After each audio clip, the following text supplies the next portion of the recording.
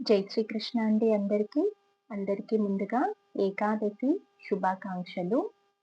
ప్రతి ఏకాదశి రోజు స్వామికి ఎంతో ఇష్టమైన తన భక్తుల గురించి కథలు చెప్పుకొని తరిస్తాం కదండి. అలా తన భక్తుల కథలు చెప్పుకుంటూ ఉంటే స్వామికి చాలా ఇష్టం అన్నమాట. ఆ విధంగా మనం సేవ కొనసాగిస్తున్నాం కదండి. ఈ ఏకాదశి రోజు విప్రవరేణ్యుడు సుధాముడి గురించి చెప్పుకొని తరిద్దామండి. విప్రవరేణ్యుడు సుధాముడు. ఇతడు నిరుపేద బ్రాహ్మణుడు, పండితుడు, శ్రీకృష్ణుని యొక్క బాల్య స్నేహితుడు. ఇద్దరూ ఒకే గురువు వద్ద చదువుకున్నారు. సుధాముడు వేదవిదుడు, విషయాసక్తి లేనివాడు, శాంత స్వభావుడు, జితేంద్రియుడు. శ్రీకృష్ణునికి సుధాముని మీద మంచి మక్కువ. దీనులతోనే దీనబంధువుకి మైత్రి గాఢం. దీనబంధువుడనే భగవన్నామం సార్థకం కావడం అటువంటి మైత్రి వల్లనే కదా. కొంతకాలానికి గురువు వద్ద చదువు పూర్తి చేసుకొని ఎవరి ఇళ్లకు వాళ్ళు వెళ్ళిపోయారు. ఎన్నో ఏళ్లు గడిచిపోయాయి, కానీ ఒకరినొకరు కలుసుకోలేదు. శ్రీకృష్ణ భగవానుడు ద్వారకా నగరానికి ప్రభువయ్యాడు. పాపం సుధాముడు ఊరి గుడిసెలో నివసిస్తున్నాడు. సుధాముని భార్య కూడా అతనిలాగే సుగుణవతి. వారింట్లో ఎప్పుడూ దరిద్ర దేవత తాండవం చేస్తూ ఉండేది. అయినా ఆ దంపతులు విష్ణు భజనతో పవిత్రంగా సంతోషంగా కాలక్షేపం చేస్తూ ఉండేవారు. వారికి డబ్బు మీద ఆశ ఉండేది కాదు. అవసరాల కోసం ఎవరిని అర్థించేవారు కాదు. యాదృచ్ఛికంగా లభించిన దానితో దినములు గడుపుకొనేవారు. పేదరికం మూలంగా సుధాముడు, అతని భార్య కూడా మాసిపోయిన చింకి పాతలే కట్టుకునేవారు. తినడానికి ఆహారం దొరక్కపోవడం వల్ల భర్తతో పాటు ఆ భార్య కూడా పస్తులుంటూ బాధపడేదే కాని ఎప్పుడూ భర్తను తులనాడి ఎరుగదు. వారి దాంపత్యం గురించి హలధర కవి హిందీలో ఇలా చక్కగా వర్ణించాడు. భర్త నిత్యం జపతప ధ్యానములు చేస్తూ ఉంటే భార్య అతనికి సేవ చేసేది. పళ్ళో దుంపలో ఏవి దొరికితే అవే భర్తకి పెట్టి ఆయన తినగా మిగిలినవి అమృతంగా భావించి భుజించేది. నానాటికి వారి దారిద్ర్యం భయంకరంగా విషమించిపోతుంది. అయినా అతడు ఏనాడు విచారించలేదు. భర్తతో పాటే ఆమె కూడా సంతోషంగా కష్టాలు భరిస్తూ ఉండేది. పేదరికం పెరుగుతున్న కొద్దీ కాల్చితే బంగారం వన్నె పెరిగేటట్లు, పెరుగు చిలికితే వెన్న వచ్చేటట్లు సుధాముని భక్తి భావం కూడా ప్రబలం అవుతూ వచ్చింది. ఇదే అండి మనకి సుధాముడికి ఉన్న తేడా. మనం పేదరికంలో కష్టాల్లో ఉంటే మనం ఏం చేస్తున్నాం, ఈ రోజుల్లో మతాలు మారిపోతున్నాం. ఎన్ని పూజలు చేసినా, ఈ దేవుడికి చేసినా, ఏ దేవుడికి చేసినా అవ్వట్లేదు అని చెప్పేసి మతాలు మారిపోతున్నాం. కానీ సుధాముడు చూడండి, ఇంకా అతనిలో భక్తి భావం పెరిగిపోతుందంట. సుధాముని భార్య సీతాదేవి, పార్వతీదేవి, సతీదేవి వంటి సాధ్వీమణి. భర్తను సేవిస్తూ ఆయన పాదధూళిని సింధూరంగా ధరించేది. కష్టాలనేవి లేకుండా లోకమంతా సుఖాలే ఉంటే శ్రీహరి చరణార విందాలయందు మనసు లగ్నం కావడం మహా కష్టం. ఆ దంపతులు అలా సాత్విక జీవనం సాగిస్తున్నారు. సుధాముడు మాటి మాటికి తన బాల్యం నాటి సంగతులు చెప్పేవాడు. గురుకుల వాసం గురించి చెప్పేటప్పుడు శ్రీకృష్ణుని స్మృతి మెదిలితే చాలు ప్రేమతో పులకించిపోయేవాడు. కళ్ళ వెంట బొటబొట కన్నీళ్లు కారేవి, గొంతు బొంగురు పోయేది, ఏడుపు ఆపుకోలేకపోయేవాడు. అలాగే మధ్య మధ్యలో ఆగుతూ శ్రీకృష్ణుని అద్భుత లీలలు భార్యకు వివరించేవాడు. వింటూ ఆమె కూడా మైమరచి కళ్ళనీళ్ల పర్యంతం అయ్యేది. ఒకసారి చాలా రోజులు వారికి తినడానికి ఏమీ దొరకలేదు. పాపం ఆ ఇల్లాలి నోరు తడారిపోయింది. పిల్లలు ఆకలితో నకనకలాడడం చూసి ఆమె గుండె తరుక్కుపోయింది. అప్పుడు ఆమెకు ఒక ఆలోచన వచ్చింది. లోకానికే ఐశ్వర్య నిధి అయిన శ్రీకృష్ణ పరమాత్ముడు, ఆయన చెలికాని బిడ్డలు ఆకలితో ప్రాణాలు విడవడం బాగా లేదనుకుంది. భర్తతో ఆ మాటే అందామని ధైర్యం చాలక ఆగిపోయింది. పిల్లలు ఆకలి ఆకలంటూ చుట్టూ మోగి కాళ్ళు పట్టుకొని ఏడుస్తున్నారు. ఇక తల్లి మనసు తట్టుకోలేకపోయింది. ఆ పేదరాలు జంకుతూ భర్తతో మెల్లగా, ఓ మహాభాగా, సాక్షాత్తు లక్ష్మీనాథుడు, బ్రాహ్మణ ప్రియుడు, శరణాగత రక్షకుడు, యాదవ శ్రేష్ఠుడు అయిన శ్రీకృష్ణ భగవానుడు మీ మిత్రుడు. ఆయనే సజ్జనులకు గతి. మీరు పెద్ద కుటుంబీకులు. పేదరికంతో బాధపడుతున్నారు. ఆయన దగ్గరకు వెళ్ళండి. ఆయన తగినంత సొమ్మిచ్చి కాపాడుతాడు. ఆయన భోజాంధక వృష్ణి వంశాలకు నాథుడై ద్వారకలో ఉన్నాడు. నాథ, ఆ జగద్గురువు తన చరణ కమలాలను స్మరించే వారికి స్వస్వరూపాన్ని ప్రసాదించడానికి కూడా వెనుకాడడు. అటువంటి వాడు మీకు సొమ్ము ఇవ్వడంలో సందేహం లేదు. నాథ, నీకు కించిత్తు కూడా ధనకాంక్ష లేదని నాకు తెలుసు. కానీ ధనం లేకుండా గృహస్థ జీవనం ఎలా సాగుతుంది? అందుచేత మీరు మీ ప్రియసకుడైన శ్రీకృష్ణుని కలవడం అవసరమని నాకనిపిస్తుంది అని భార్య పలికింది. కష్టాలు భరించలేక ఈమె నన్ను ద్వారకకు పంపాలనుకుంటుంది అని అనుకున్నాడు సుధాముడు. అతనికి మిత్రుడింటికి డబ్బు కోసం వెళ్ళడానికి మనసు రాలేదు. అతడు భార్యతో, పిచ్చిదానా, డబ్బు కోసం నన్ను అక్కడికి పంపాలనుకుంటున్నావా? బ్రాహ్మణులకు డబ్బు మీద కోరిక ఉండవచ్చా? భగవద్ భజనమే బ్రాహ్మణుని కర్తవ్యం. ఆకలి వేస్తే ఆ పూటకు యాచించుకోవచ్చు అన్నాడు. అప్పుడామె, నిజమే, కానీ ఇచ్చట భిక్షం దొరకడం కూడా అపురూపమైపోయింది. ఆకలితో అలమటించే పిల్లల ముఖాలు చూడండి, నా ఈ చింకి గుడ్డలు చూడండి. నాకు భోగభాగ్యాలు కావాలనడం లేదు.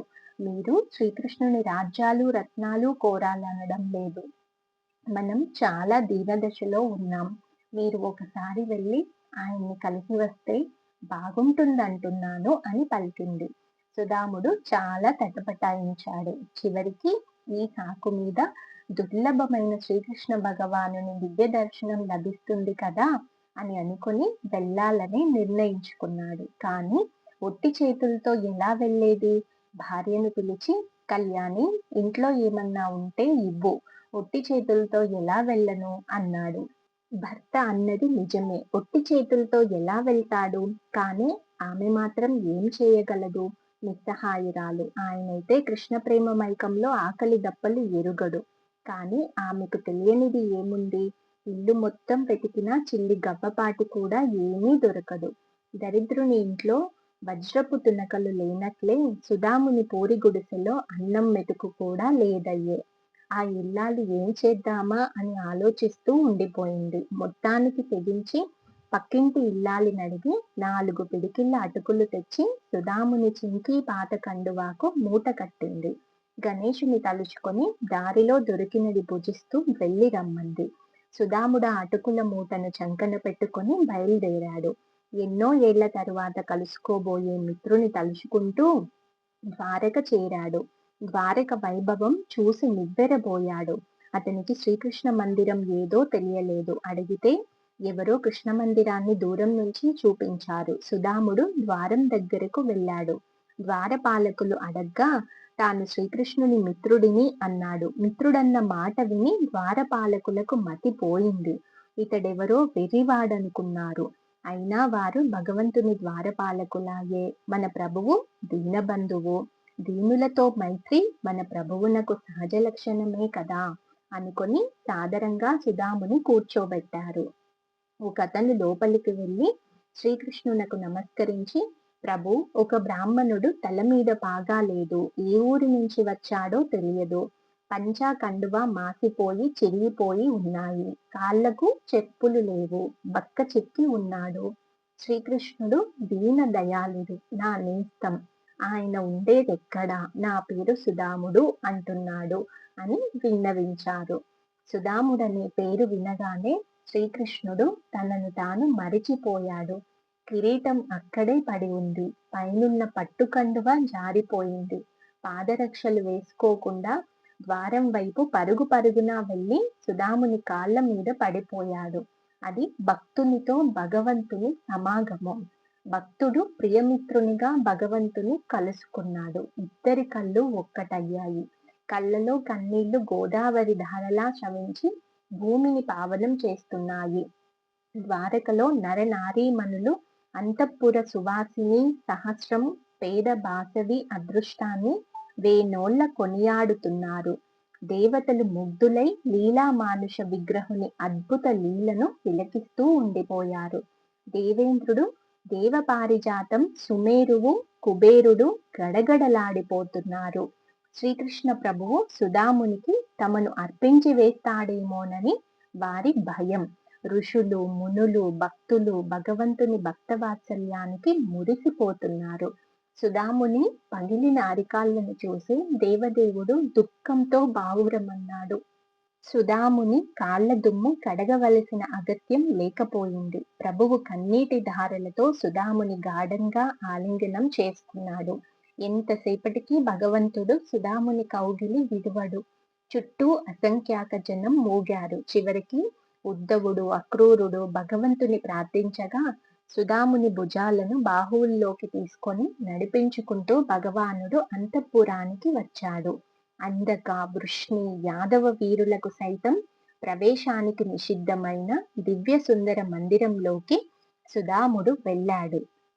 తన దివ్య తల్పం మీద భగవంతుడు సుధాముని కూర్చోబెట్టాడు. పూజా ద్రవ్యాలు తెప్పించి త్రిలోక్య పూజ్యుడైన భగవానుడు సుధాముని పాదతీర్థాన్ని తలపై చల్లుకున్నాడు.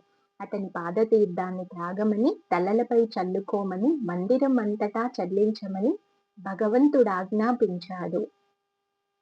భగవంతుడు చూడండి భక్తులకి ఎంత దాసుడైపోతాడో, ఎంతగా లొంగిపోతాడో. సుధాముడి పాదతీర్థాన్ని తన తలపై చల్లుకున్నాడు. అంతేకాకుండా తాగమని, అందరినీ చల్లుకోమని, మందిరం అంతటా చల్లమని కూడా చెప్పాడు. రుక్మిణీదేవి స్వర్ణ పాత్రలోని జలంతో సుధాముని పాదాలు కడిగింది. మిగిలిన రాణులు రుక్మిణీ సతిని అనుసరించారు. భగవానుడే స్వయంగా కడిగిన ఆ పాదాలను మహాలక్ష్మి ఆమె పరివారం కడగడంలో ఆశ్చర్యమేముంది? భగవంతుడు తన ప్రియమిత్రుని ఒంటికి దివ్య వాసనలీనే చందనం, అగరు, కుంకుమలు పోసి ధూప దీపాలతో అర్చించాడు. ఆయనకు అమృతోపమానమైన భోజనం పెట్టి తాంబూలం అందించాడు. సుధాముని బక్కచిక్కిన శరీరం మురికిగా ఉంది. చిల్లుల దోవతి నుంచి అక్కడక్కడ ఒళ్ళు కనిపిస్తోంది. అయినా భగవంతుని ప్రియమిత్రుడాయే మహాలక్ష్మీదేవి అవతారమైన రుక్మిణీదేవి సహస్తాలతో సతీ సమేతంగా బంగారు పిడిగల వింజామర వీచింది. శ్రీకృష్ణుడు సుధాముని చేయి చేతిలోకి తీసుకొని చిన్ననాటి ముచ్చటలు మాట్లాడడం మొదలుపెట్టారు. తమ గురుకుల వాసం, గురువుగారు తమ మీద చూపిన వాత్సల్యం మొదలైనవన్నీ గుర్తు చేసుకున్నారు. శ్రీకృష్ణుని కంఠస్వరం సుధాముని సమ్మోహపరచింది. అతనిలో ధనకాంక్ష ఆదిలోనే లేదు. ఒకవేళ ఏ కోశానైనా ఉంటుందనుకున్నా అది పూర్తిగా తుడిచిపెట్టుకుపోయింది. సుధాముడు, ఓ దేవాదిదేవ, జగద్గురు, నీవు సత్య సంకల్పుడవు. సుకృతవశాన గురుకులంలో నీ సాంగత్యం లభించింది. నేను ధన్యుణ్ణయ్యాను. జగన్నాథ, నీ దయ వల్ల నాకే కోరిక లేదు. ప్రభు, నీవు పరబ్రహ్మ స్వరూపుడవు, దివ్య మంగళ విగ్రహుడవు. స్వామి, లోకాచారమును పాటించడానికి మాత్రమే నీవు గురుకుల వాసము, విద్యాభ్యాసము చేశావు అని అన్నాడు. భగవానుడు ప్రియమిత్రుడి వంక ప్రేమగా చూస్తూ నవ్వుతూ, మిత్రమా, నీవు నాకేదో కానుక తెచ్చి ఉంటావు. భక్తులు ప్రేమతో ఇచ్చిన చిరుకానుకైనా నాకు మిక్కిలి మక్కువ. నేను ప్రేమలోలుడను. భక్తి లేనివాడు అశేష వస్తుజాలం అర్పించినా నాకు తృప్తి కలగదు. నిష్కామి, శుద్ధ హృదయుడు, ప్రేమమయుడు అయిన భక్తుడు నాకు ప్రేమతో అర్పించే పండో, పువ్వో, ఆకో, నీరో దేన్నైనా సరే నేను ఎంతో ఇష్టంగా స్వీకరిస్తాను. భగవానుడిలా అన్నా కూడా సుధాముడు మోమాటం వీడలేదు. రాజభోగాల వైభవం చూసిన మీదట అటుకులు ఇవ్వడం అంటే సిగ్గేసింది. శ్రీహరికి తెలియకుండా దేన్ని దాచలేం కదా. కృష్ణుడే మళ్ళీ, వదినమ్మ నాకేదో పంపే ఉంటుంది. నాకు కనబడకూడదని చంకలో మూట దాచుకుంటున్నావు. ఏమిటది అన్నాడు. సుధాముడు తల వంచుకున్నాడు. కాని అటుకుల మూట ఇవ్వలేకపోయాడు. ఎల్లరి హృదయాలు ఎరిగిన శ్రీహరి సుధాముని రాకకు కారణం గ్రహించి, ఇతడు నా సకుడు, నిష్కామ భక్తుడు. ధనాపేక్షతో ఇతడు నన్నేనాడు భజించలేదు. ఇప్పుడు ఇతని మనసులో ఏ కోరిక లేదు. అందుచేతనే అటుకులు ఇవ్వడానికి సంకోచిస్తున్నాడు. అయితే ఇతడు తన ఇల్లాలి కోరిక మీద నా వద్దకు బయలుదేరి రాగలిగాడు. కాబట్టి ఇతనికి దేవ దుర్లభమైన భోగాన్ని, మోక్షాన్ని అనుగ్రహించాలి అనుకొని చంకలో ఏమిటది అంటూ చింకీ గుడ్డలో కట్టిన అటుకుల మూట తానే లాక్కున్నాడు. అసలే చిరిగిన గుడ్డలో కట్టినవేమో, గుడ్డ చిరిగి అటుకులు క్రింద పడ్డాయి. వాటిని ఏరుకుంటూ భగవానుడు, సఖా, ఇది చాలా ఇష్టమైన కానుక. ఇవి నాకు, సర్వభువనాలకు సంతృప్తి కలిగిస్తాయి అని గుప్పెడు అటుకులు నోట్లో పోసుకొని వాటి రుచిని మెచ్చుకున్నాడు. మళ్ళీ రెండవ గుప్పెడు నోట్లో వేసుకోబోతుండగా హరిచరణ దాసి అనంత లక్ష్మీ రూపి అయిన జగజ్జనని రుక్మిణీదేవి ఆయన చేయి పట్టుకొని, ఓ విశ్వరూప, మన్నించు, నీ ఈ సంతోషం చాలు, మానవులు సర్వ సంపదలు పొందుతారు. నీవు ఇప్పుడు ఆరగించిన ఒక్క గుప్పెడటుకులతో ఈ విప్రుడికి నావైన ఇహపర సంపదలు, నావైన మోక్ష ఐశ్వర్యాలు లభించాయి. మరో గుప్పెడు భుజించి నన్ను కూడా ఇతనికి అర్పించాలనుకుంటున్నారా అని అడిగింది. అమ్మా లక్ష్మి, భగవంతుడు నిన్ను అర్పించడు. ఆయన తనను తాను అర్పించుకుంటాడు. ఆపినా ఆగడు. భక్తులకు నీ అవసరం లేదు తల్లి. వారు నీ నాథుని ఉపాసకులు. నీవు నీ ఇచ్ఛానుసారంగా నీ నాథుని విడువక సేవించుకున్నావు. అంతే. వెంటనే భగవానుడు గుప్పెట వదిలి నవ్వి, ఈ అటుకులంత రుచికల పదార్థం ఎప్పుడూ ఎక్కడా తినలేదు. ఎన్నోసార్లు అటుకులు తిన్నాను, కానీ వీటి రుచే వేరు. రేపల్లెలో యశోదమ్మ పెట్టిన పాలు వెన్న కూడా ఇంత మధురం అనిపించలేదు. మధురలో ఎన్నో భుజించాను, ద్వారకలో ఎన్నో ఉపాహారాలు ఆరగించాను, వేటికి ఈ అటుకుల రుచి లేదు అని అన్నాడు కృష్ణ భగవానుడు. భగవంతుడు ఆయన దేవేరులు సేవించగా సుదాముడు అక్కడ కొద్ది కాలం ఉండి భగవానుని అనుజ్ఞ తీసుకొని బయలుదేరాడు. చాలా దూరం వరకు వచ్చి శ్రీకృష్ణుడు సాగనంపాడు. కృష్ణుడు అతనికి ఏమీ ఇవ్వలేదు. సుదాముడు ఏమీ అడగలేదు. అడగాలనే కోరిక అతనికి ఏ కోశానా లేదు. అడగకుండానే భగవంతుడు అడిగిన దానికన్నా ఎక్కువ ఇస్తాడనే ఆలోచన లేదు. భగవంతుడికి అన్నీ తెలుసు కాబట్టి ఆయనే ఇస్తాడే లెమ్మనే ఊహ కూడా లేదు. అతని మనసులో లేశ మాత్రంగానైనా ఏ విధమైన వాంఛ లేదు. మరి శ్రీకృష్ణుని వద్దకు ఎందుకు రావడం అంటే, శ్రీకృష్ణుని దివ్య దర్శనం చేసుకోవడానికే. తన భార్య ప్రోద్బలం వల్ల కదా వచ్చాననే చిన్నతనం మాత్రం అతనిని వదలలేదు. సుదాముడు ఇంటికి వస్తూ లోలోన, అహో, బ్రాహ్మణ్యుడైన భగవానుని బ్రహ్మణ్యత్వాన్ని చక్కగా తిలకించాను. ఆయన వక్షం మీద లక్ష్మీదేవి నివసిస్తుంది. అయినా మహాదరిద్రుడైన నన్ను కౌగిలించుకున్నాడు. పరమ దరిద్రుడనైన నేనెక్కడా? ఆ శ్రీనివాసుడైన శ్రీకృష్ణుడెక్కడా? బ్రాహ్మణుడని ఆలింగనం చేసుకుని అగ్రజునిలా నన్ను తన పర్యంకం మీద కూర్చోబెట్టుకున్నాడు. నా మార్గాయాసం పోగొట్టేందుకు సాక్షాత్ శ్రీ మహాలక్ష్మి అవతారమైన రుక్మిణీదేవి స్వహస్తాలతో వింజామర వీచింది. ఇలవేల్పును కొలిచినట్లు శ్రీహరి నన్ను పూజించి నా కాళ్ళొత్తి సేవ చేశాడు. భక్తుని మహిమ అదే. భగవంతుని అంతా పూజిస్తారు, కానీ భగవంతుడు స్వహస్తాలతో సర్వము సమకూర్చి భక్తుని పూజించవలసి వస్తుంది. శ్రీహరి చరణాలను సేవించినంత మాత్రం చేత స్వర్గము మోక్షమే కాదు, ఇహలోక సంబంధమైన సర్వ సంపదలు సర్వసిద్ధులు ప్రాప్తిస్తాయి. భగవంతుడు పరమ కృపాలువు. ఈ దరిద్ర విప్రునకు ధనమిస్తే గర్వించి తనను విస్మరిస్తాడని తలచి నాకు ధనం ఇవ్వలేదు అని తలపోస్తున్నాడు. ఇది భక్తుని భావన. ధనం లభించలేదని భగవంతుని నిందించేవారు ధనానికి భక్తులు. వారి దృష్టిలో భగవంతుడు ధనార్జనకొక సాధనం.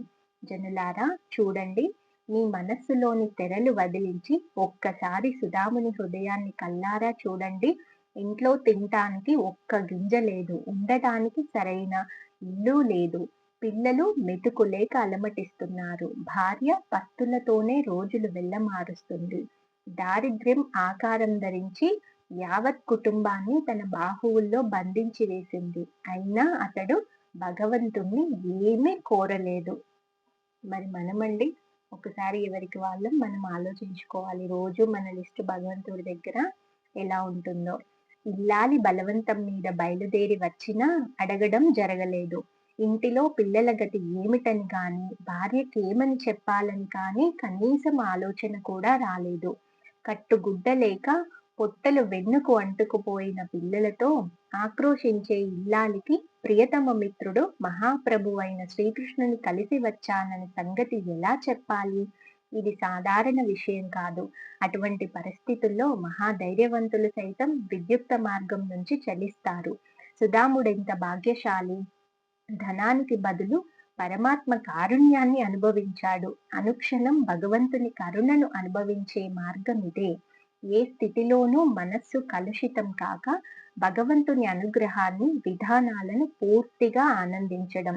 ఇదే ఆత్మ నిర్భరత. అటువంటి భక్తుని యోగక్షేమాల భారం భగవంతుడు తన భుజాలపై వేసుకుంటాడు. సుదామునికి ఏ కోరిక లేదు. అతడు నిస్పృహుడు. కానీ అతని భార్యాపుత్రులు ఆకలితో మరణించబోతున్నారు. భగవంతుడు అదెలా సహించగలడు?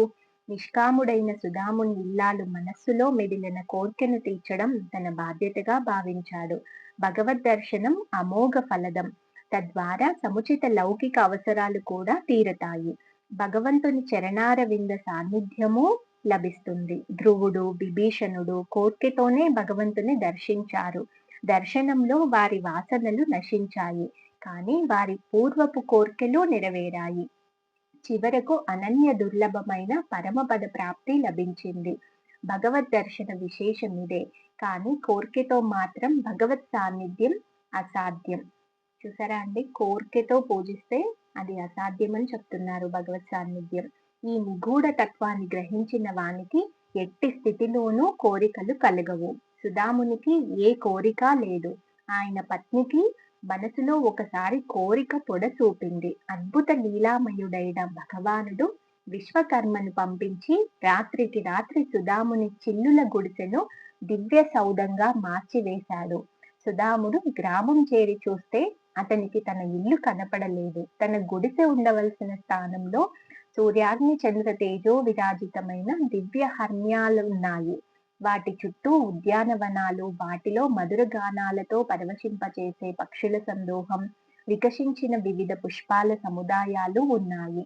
భవనాల్లో వివిధ దివ్య వస్త్రాభరణ భూషితులై అటూ ఇటూ నడయాడే యువతీ యువకులు ఉన్నారు. సుదామునికి మతిపోయింది.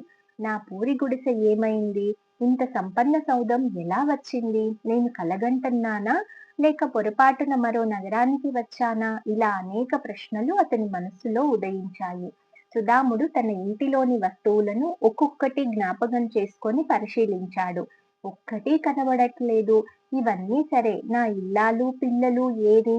సుదాముడు ఇలా పరిపరి విధాల ఆలోచిస్తూ ఉండగా దేవతలతో సమానమైన తేజశ్శాలులైన స్త్రీ పురుషులు ఆనందంతో గానం చేస్తూ వచ్చి సుదామునితో సాదరంగా, అయ్యా, ఏమిటి ఆలోచిస్తున్నారు? రండి, లోపలికి రండి, ఇది మీ నగరమే అన్నారు. భర్త రాక విని సురుచిర వస్త్రాభరణాలంకృతమై లక్ష్మీ సమాన శోభ్రో రమ్యంగా ఉన్న సుదాముని ఇల్లాలు బయటకి వచ్చింది. ప్రేమాతిరేకంతో ఆమె కన్నులు కన్నీటి ధారలు వర్షించాయి. ఇదంతా చూసిన సుదాముడు నిశ్చేష్టుడై సతీ సహితంగా సౌధంలోకి వెళ్ళాడు. సుదామునికి అసలు రహస్యం అర్థమైంది.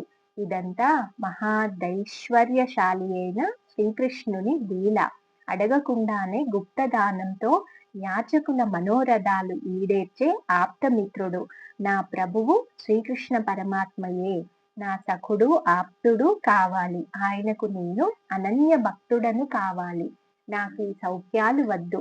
ప్రతి జన్మలో సర్వగుణ సంపన్నుడైన శ్రీకృష్ణ భగవానుని యందు విశుద్ధ భక్తి కావాలి. ఆయన సాంగత్య భాగ్యం కావాలి. ఆయన దయతలచి దారిద్ర్యం ఇస్తాడు.